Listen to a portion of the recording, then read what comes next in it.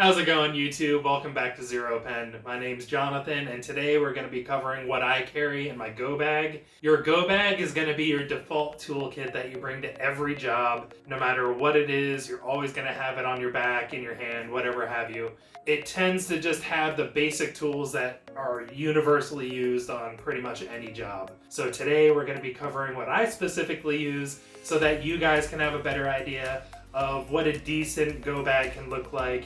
And if you're going to be doing the same types of work that I am, such as cabling, break fix, infrastructure install, POS or point of sale install, basic mounting and home PC installations, troubleshooting on networks, troubleshooting access points, or just any general task where you just need basic tools, my bag is designed specifically to have what I use on the absolute most amount of jobs, and anything else that I would need for a more select job, whether it's daisy chaining a huge display array for a fast food restaurant so they can have digital menu boards, doing conduit work where I would have other specific tools. Anything where I'm not going to be doing it constantly, I keep all that stuff in the trunk of whatever vehicle I'm working out of that day.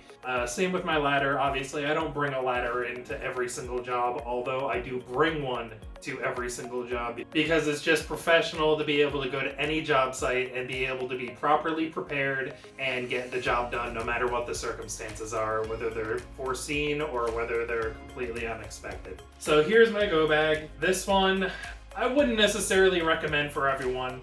In fact, in the description below, I'm going to have a bag that I've seen a lot of other technicians use, and it doesn't necessarily even have to be a bag. When I first started, and I've still seen people do this today, is I just had a tool belt with a couple drop pouches on one side or the other that held pretty much everything that I carry in this bag. So it doesn't have to be a bag. The reason I was drawn to this one was its smaller form factor, the fact that it opens all the way up, as I'll show you here in a minute, and it has a theft-resistant zipper placement. In the event that I'm in a crowded area, which I very often am in my job, it just avoids pickpocketing because the zippers are facing you, and it's going to be very difficult for somebody to get in there and unzip. Not to mention you would feel it because all of the weight of this bag is actually on the bag itself. It's not against your back. Whenever it's closed, yes, it's very comfortable. It's against my back. But if it's open, all of that weight is right here. Just like any other bag, drop your zippers and it opens up wide. Now this one does have a feature where once it's open, you can actually undo the Velcro and these button snaps, and it can lie flat on a desk or a table or your workspace. And that's actually why I specifically have this one. I really love the fact that I can access everything in one shot. I don't often do this. It's usually if I'm going to be on a job site for a very prolonged period of time and I'm going to be using everything, then I'll pop it open. Otherwise, I've already memorized where everything is and I can just reach in really quick and grab it. Now, as you can see on this one, I have a pouch here. There's actually a small pouch here, which I really love because it holds the tiny parts that would get lost otherwise. And then it has side pouches, which I absolutely love because it holds the awkward shaped tools that don't really fit in a bag normally. They kind of just lay in it and they fumble around. This, I have a screwdriver and my punch down tool in one side. The other side, I have my crimper, and it just fits them perfectly. So while I wouldn't necessarily recommend this bag for everyone, I'm definitely not going to say it's a bad bag, and it absolutely works for the job. I've been using it for well over a year now, and I don't even use the full functionality of it, even though it has extra pouches here and on the opposite side for small supplies, whether it's cable terminations, keystones, mounting brackets, anything like that. It also has something really great for whenever you're on a job for prolonged periods of time. Your phone will die if you're not prepared. I'm going to warn you about that for almost any jobs you're doing on WORKMARKET.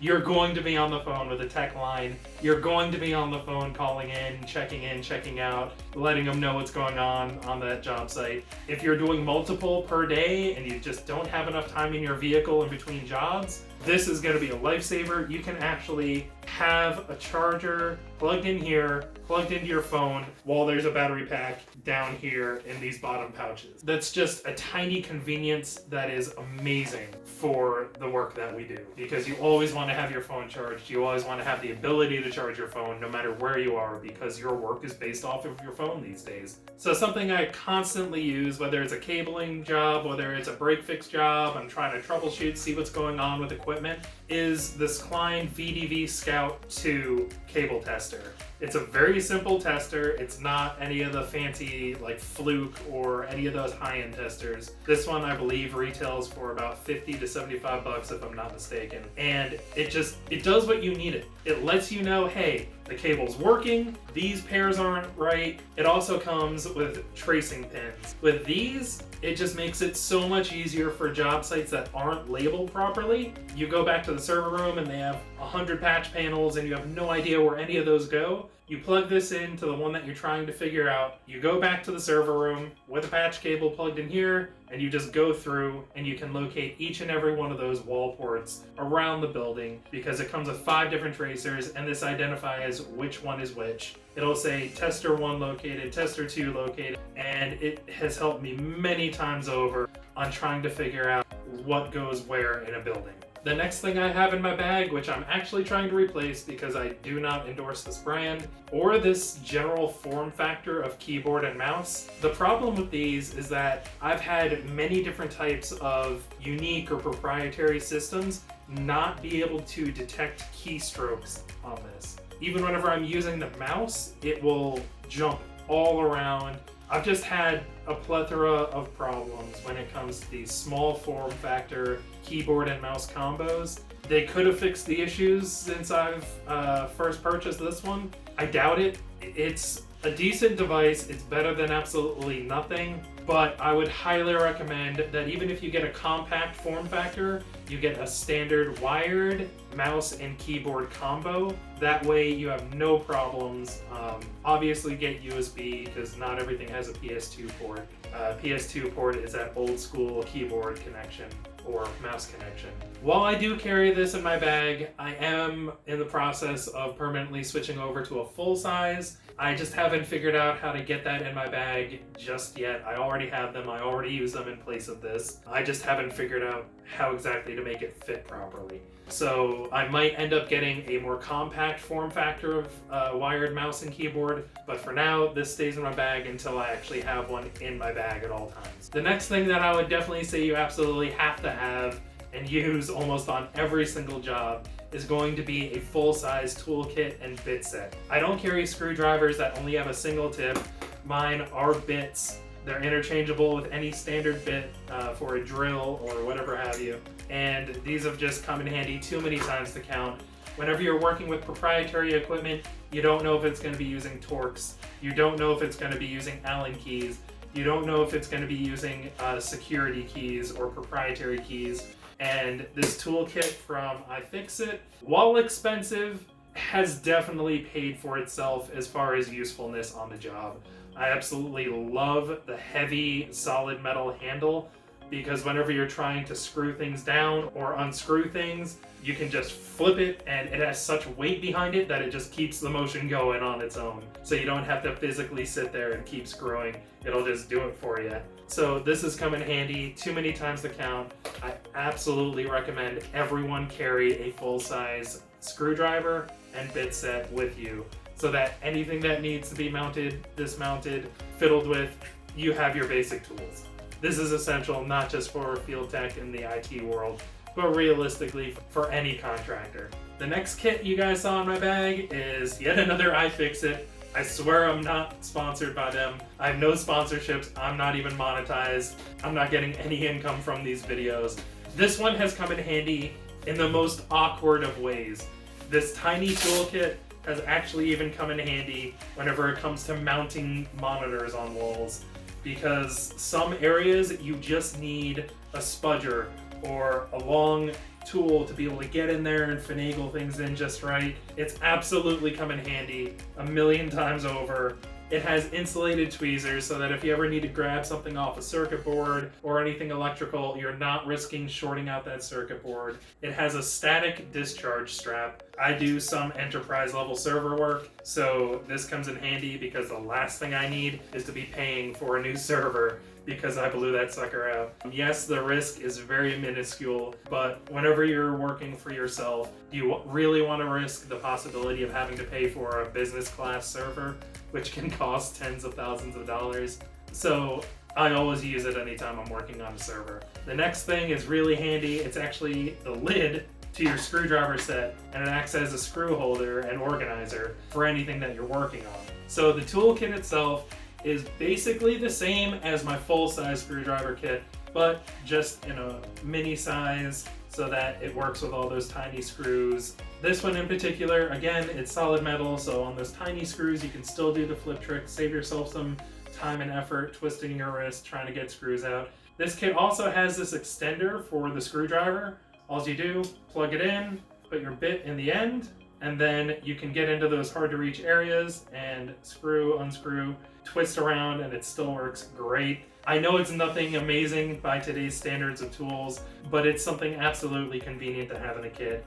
I've definitely used it on jobs before for tight areas where you just can't get your fingers in there to hold it in place or screw. That's this kit. If I'm not mistaken, I believe this one was about $40 on iFixit's website. I think it might have gone down a little since then, I'm not 100% sure, but another one that I would highly recommend. I've had no issues whatsoever with any of iFixit's stuff.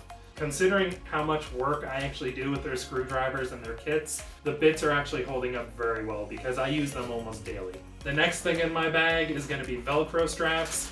Anytime you're on a job, you're working on a server, and you want your job to look professional, you want your site to look like you cared about the work that you were doing. Velcro straps, and these are maybe 5 cents each to 10 cents each when you break them down. Of course, I use a profit margin whenever I'm actually charging the company for their use. Most companies these days don't want zip ties used, especially on power cables, because it can cause overheating, meltdowns, damage to the cables themselves if you over wrench them. So Velcro straps tend to be what's preferred these days. I do have zip ties as well, but these have advantages. They're much faster to take off. You can reuse them. So companies do prefer them. As I said, you can make your cable management stick out just by using nice Velcro straps. I believe it was $100 for $8.99 if I'm not mistaken. This is one of those things where I definitely make a profit on the pack of Velcro straps. So not only does it make you look professional, you're making money off of your expenses, which is important for the business that you're in. As I said, I do carry zip ties. These are 11-inch zip ties. I found them to be pretty much the best middle ground. I very seldomly have to use 2 daisy chain to do what I need to do, and they also work in smaller areas. Just make sure whenever you're using zip ties, you clip them down. You don't just leave those tails hanging out because it doesn't look very attractive.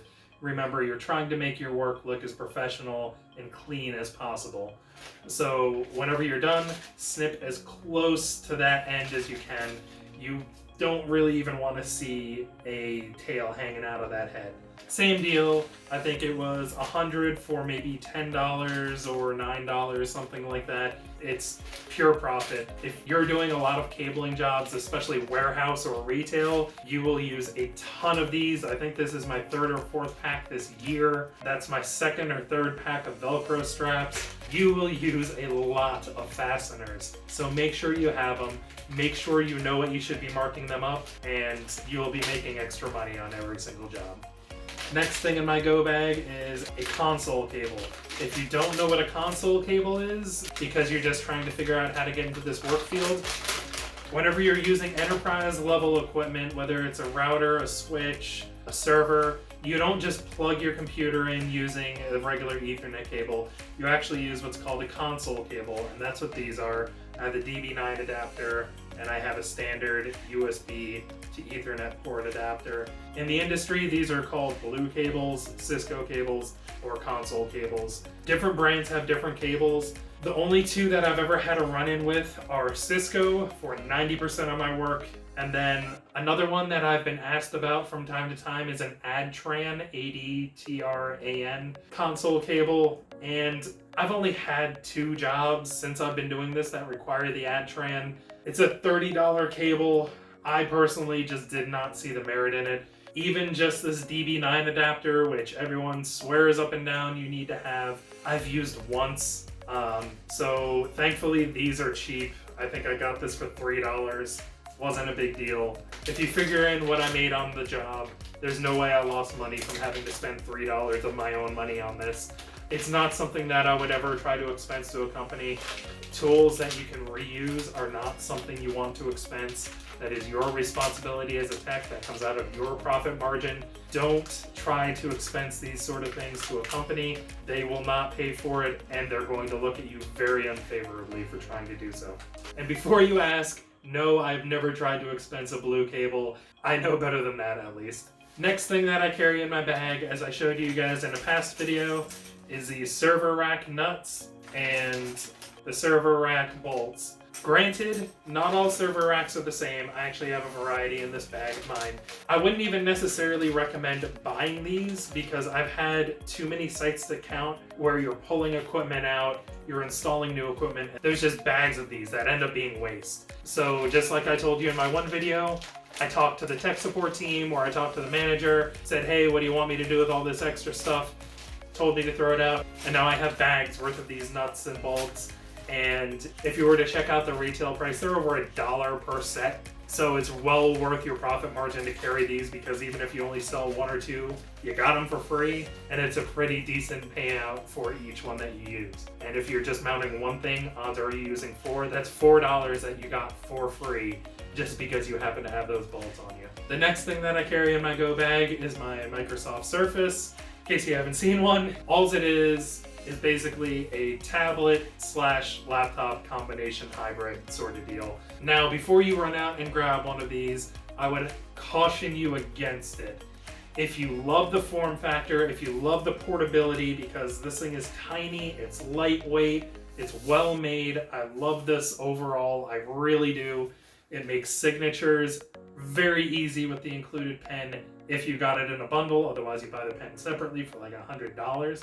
The problem with these is interface. You only have the micro display port and a USB-C. That is all you have on this aside from a headphone jack. You do have a camera, and as I said, I have the pen and keyboard. But that is not enough to do normal break-fix work. Let's say they want you to test out the wired internet connection at a site. How are you supposed to do that without an Ethernet port on your device? Now, you could go the route that I did and buy yourself a hub if for whatever reason you really do decide to go with a Microsoft Surface. I absolutely love my Surface. I love the portability of it and how I can have it in my lap whenever I'm just sitting back trying to type down my notes. And this hub does have multiple USB ports. It has display outs. It has the Ethernet port. And it has a power port so that you don't have to block off your charging port using the Surface Connect. You can actually have it charging. In fact, you have to have it charging while you're using this. And overall, it has worked. There hasn't been a job where I haven't been able to successfully complete it using this combo. But again, if you're going in and you want to be able to just get in and out, you don't want to have to set up a hub every single time because, by the way, this thing is not light. They made these things heavy duty. This thing is probably like 2.5 to 3 pounds just on its own. You can tell it's durable. You can tell it's worth the money that you spend on it because it's not cheap. This thing is like $79.99 if I'm not mistaken now. So whenever you factor in the price of a Surface, the price of the pen, the price of the hub, the price of the keyboard for the Surface, the average person's probably going to be dropping about $1,500 to $2,500. I'm assuming you're not going to go with the highest end one. You really don't need a super high-end device to be able to do all the interface and break fix, troubleshooting, all that. You don't need a high-end device. You just need a moderate business class device that can actually access the servers, routers, switch.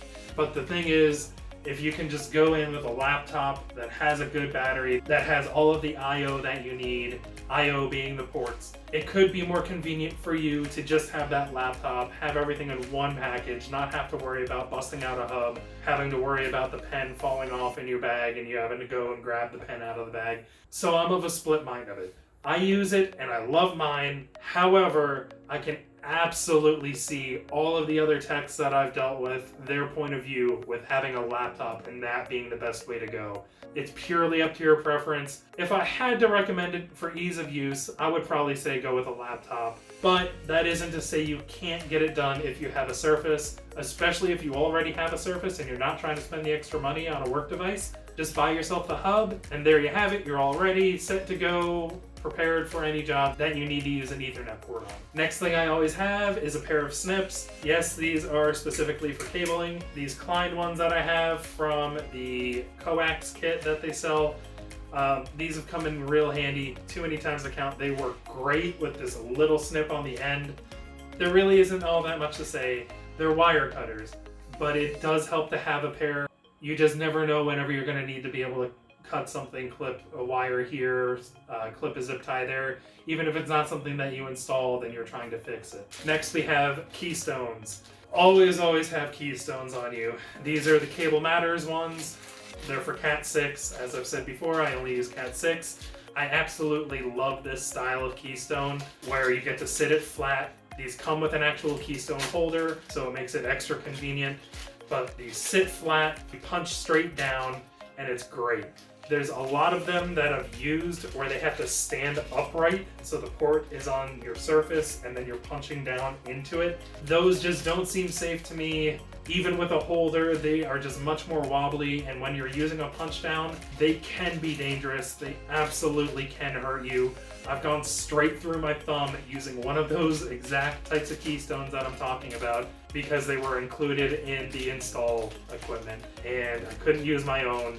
It infuriated me to no end having to use those things, and I got injured on top of that. So I'm not a fan of them. These ones I really like. I'll have all of this equipment in the description below. Check them out. There's really nothing else to say about them. A keystone is just a cable termination that ends in a jack instead of the plug. So it ends in female instead of a male termination. I tend to use these if I'm doing long cable runs because you don't want somebody else to have to come behind and install one of these after you just so that they can move the cable somewhere else. You just never know with a business where that cable will finally need to go. So I always have a service loop. I terminate in a keystone, then I do a patch cable from the keystone to your final destination. Whether it's a server, switch, desktop PC, you just never know, and these come in handy. The next thing should be obvious, and that is Ethernet terminations. These are Klein Pass-Thru Cat6 terminations. The reason I go with Pass-Thru is because modular ones just seem so much more finicky and time consuming. I've actually had these work great with Cat6 and Cat5 many times over, and I feel like I get a better seating with these. They work with my Crimper, which I'm about to show you next. It's about 200 of these for $50. You don't have to use Pass-Thru just because you have a Pass-Thru Crimper. You can use standard modular terminations. They work fine. I just prefer these because I find that I get a better seating because I can pull that cable all the way to the very inside, get a nice solid crimp down, and overall, I just find them easier to work with. So again, description will have links to these. Next up, my Crimper, which also acts as a stripper and cable cutter, as well as a RJ11, which is your phone termination crimper. So this is a pretty good all-in-one. This is the VDV 226-110, so 226-110 crimper, stripper, and cable cutter combo. It does have a replaceable blade. It does give a nice solid crimp, and it works with Pass-Thru, so you don't have to perfectly terminate your cable. Use those Pass-Thru connectors that I showed. Pop it in here. It crimps it and cuts off the excess wiring inside of that cable to make it a nice clean finish. I really love this thing. I've seen lots of negative reviews, and I honestly don't know why. This thing is pretty rugged. I have no worries about it breaking. I've never had any concerns about its durability or its work performance. The only thing that I might have to replace in the future is this tiny cutter blade, because that is a replaceable razor to do the stripping and the cutting. Aside from that, this thing has been flawless. I don't think I've ever had a single issue with this at all. The whole time I've been in the field tech world, never had a problem, and I would highly recommend using this along with those Pass-Thru terminations. Just makes your life so easy. Now, I've shown these before in videos. These are the mounting brackets to be able to hold a cable against the wall and mount it however you like. I may not use these at every job. I may not even use these at 1 in 10 jobs, but I do use them often enough. And whenever I need them, I absolutely need them. So because of their importance, I carry them with me at all times. I probably have about 10 in my bag, just like cable terminations. I probably have about 10 in my bag, 2 keystones. If you saw my how to make money off of your expenses, just like any of the other expendables, you make a profit margin off of them. They make your work look that much better. They keep the end client from inadvertently damaging your work. For example, I was at a vitamin retailer. I'm not going to say which brand. The way I had to run the cabling was right next to where the cashier stood, and I was watching the cashier the whole time, and I kept on seeing their foot go right where that cable was. So I installed these every like 6 inches to make sure that cable was not only protected, because if they hit their foot on this, it wasn't going to damage the cable. But on top of that, they wouldn't move the cable, rip it out of a port, anything like that. These protect your work and they keep the end user from hurting their own technology. Now, the last tool specifically in my bag is my punch down tool. I've had a couple of these. I unfortunately left one at a job site. I know it goes against my own rules about keeping track of your tools. It was one of those jobs where I was rushing out, I had all my equipment, and then as I was leaving, they told me last moment that one of the cables was showing an error, and so I had to go back, re-punch it down, and then the staff was asking me a bunch of questions, and I ended up just leaving without having my punch down tool. Thankfully, I had this spare. This one is actually my This one is actually my 66 block punch down tool, meaning it's for telephones. Holds my spare cutter down here, which I love. So I have my 110 adapter up here, a 66 block down here. This one works great. I'll have it in the description. It actually works better than the one I lost, so I'm actually low-key happy that I lost my old one because it forced me to use this one, and this one cuts so much better than my old one. However, I will say, just like I mentioned a moment ago that punch downs are dangerous, this one packs a wallop. Whenever I just used it the other day, I've used this on punch down situations where somebody else used their tool and couldn't cut down the excess cable. This thing sliced straight through and bottomed out. It definitely didn't damage anything, but it's not one where you have to sit there and keep on punching repeatedly. My old one, I definitely had to do that, and I wasn't a huge fan, but it did its job. This one packs a bigger punch. It also has built-in tools, so you can get in there on those patch panels, keystones, whatever have you. And if you need to get wiring out of there or pry things in, it just has that extra functionality, which, again, better than my old one. I'm really not upset that I lost my old one, aside from the fact that I lost something I paid for. Definitely have a punch-down tool. They come in handy all the time whenever you're doing networking. The last couple things I'm going to show, I don't really carry in my bag, but I do always carry them with me. So I kind of figured that fell into the same ballpark, so I was going to show these last two things as well. First one is my Gerber Multitool. I love these military grade ones because of the sliding feature. Just give it a quick whip down and you have pliers, which is awesome. I really love that. I loved it whenever I was in the military and I still love it to this day. I would probably not recommend having needle nose just because there's been plenty of times where I've had to actually get in there and twist around. Not to say that needle nose would be a deal breaker for me. I have brought my needle nose versions on jobs with me. They still work fine. I do also have extra set of band pliers in my vehicle though. So I mean, it all comes down to personal preference. I'll definitely have one at least similar to this, if not the same exact one, in the description below as a link. That way you guys can grab one of these because these are a lifesaver. Not only do they give you pliers on every job, a wire cutter on every job, they give you a saw on every job. Why would you need a saw if you're doing tech work? Sheetrock cutting works amazing. Absolutely recommend having a sheetrock cutter. You never know when you're going to need to feed through a wall, and this will come in handy. You may not think it, but a file can come in handy. I think I've only ever had to use it once, and it was to file down a part inside of a server case so that a wire could run without being crimped so hard. It was damaging the wire. So I filed it down a little bit. It was a task, but it worked. So you just have to be resourceful, and this helps you with that. So a file actually has come in handy. Next thing up, knife. Opening boxes, you're gonna have to do it a million times over on a job like ours.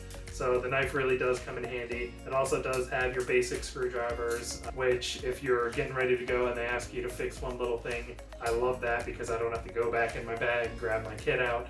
I can just pop this in really quick, tighten down whatever I need to, and keep moving. So this multi-tool, whenever it's put away, is actually nice and compact. I used these in the military my entire 8 years while I was in, and these things are durable. I've never had one break. I've had a screwdriver in one break one time, but I was using it as a pry bar. I really can't expect all too much from a tiny screwdriver that I was using as a pry bar. Other than that, these things are bulletproof. They're solid metal pretty much. I would highly recommend Gerber as far as their multi-tools. Again, I will have it linked below. The final thing that I carry with me is a protected hotspot.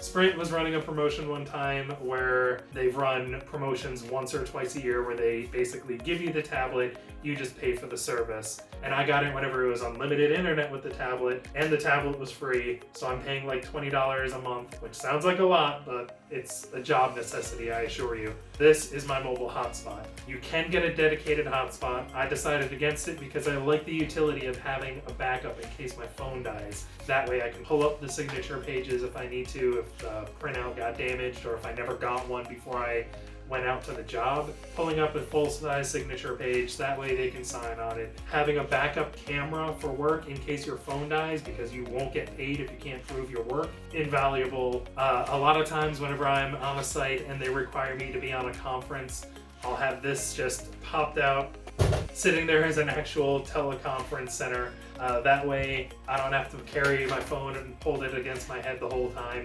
It's just very convenient. If you're ever stuck at a job for whatever reason, it got delayed and you have nothing to do, you have something to stream video on and be able to actually keep yourself entertained while you're sitting there bored.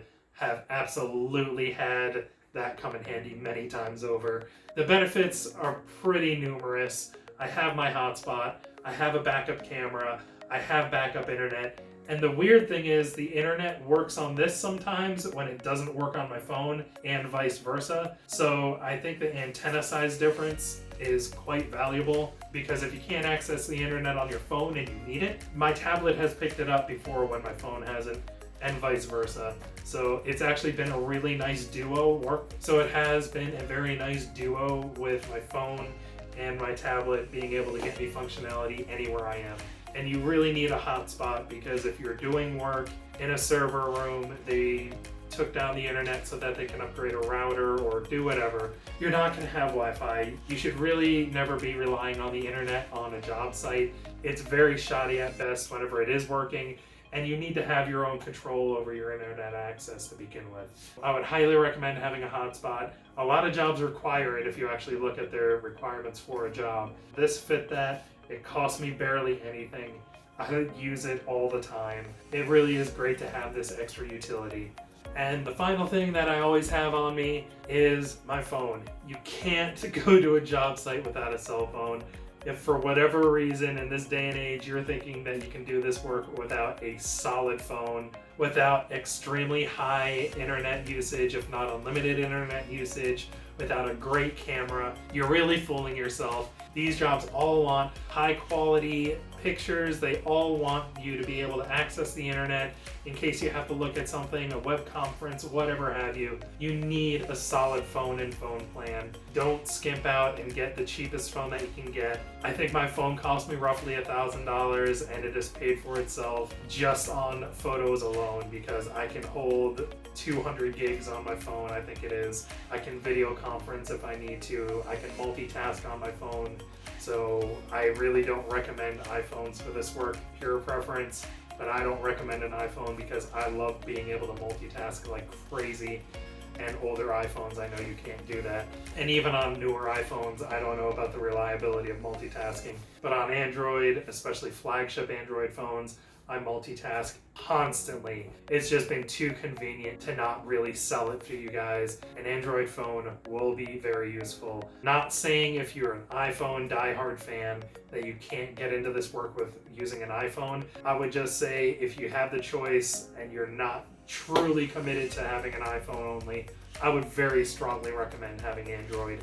Or if you want to go with the combo, you can have Android on your tablet if you decide to go that route for your hotspot, and then have an iPhone. Or vice versa, if you want to do a iPad and an Android phone, at least that'll give you some of the benefit as well. But I just stick with Android, except for my Surface. If you're getting a laptop, don't get a Chromebook, don't get a Mac, don't get a Linux-based laptop. Use Windows when you're working in the field. I have yet to ever have Mac come in handy. In fact, it's been a hindrance to my work at times.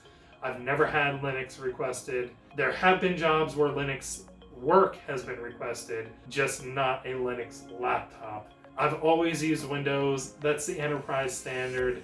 Don't back yourself into a corner and get yourself a Mac because you're a diehard Apple fan and not be able to perform work that you need to perform because you're using iOS. It just doesn't make sense. I'm sorry to all you Apple fans out there. It really doesn't make sense to have a Mac in this job. So that's all I have as far as my Go-Bag video.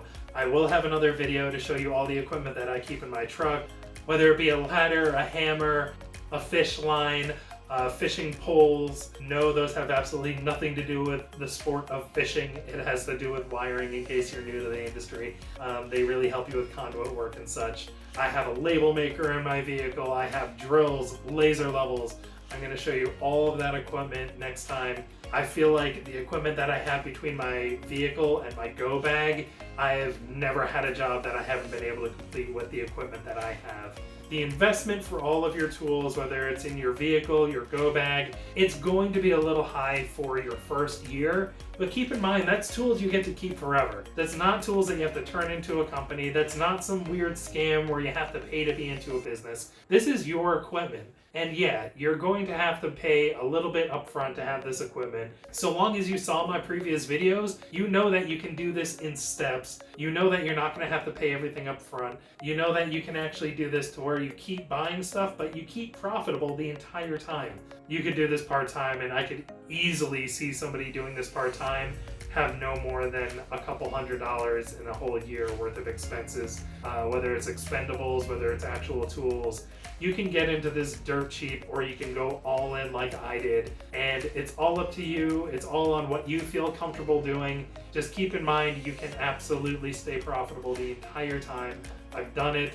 I've seen others do it. So don't be afraid to invest in your business, because over time you're not buying any more tools. I haven't had to buy a new tool since my punch down replacement. So aside from that, I don't spend money anymore. I'm pure profit. So thank you guys for sticking around through this video. I hope it was somewhat informative, gave you some ideas. Don't forget to like, don't forget to subscribe. Don't forget that in the description down below, there's going to be links on all of this equipment. There's going to be links on Amazon Prime so that you can get discounts. There's going to be links on everything that I cover relevant to each video. Just like the last video, I had an amazing car mount that I use for my work, whether it's gig work or WORKMARKET. I absolutely love the mount. In fact, I'll put that down below as well, just in case you didn't see that last vehicle video. As always, guys, these are just my recommendations. If you have any ideas on things that you want me to cover in future videos, please comment below.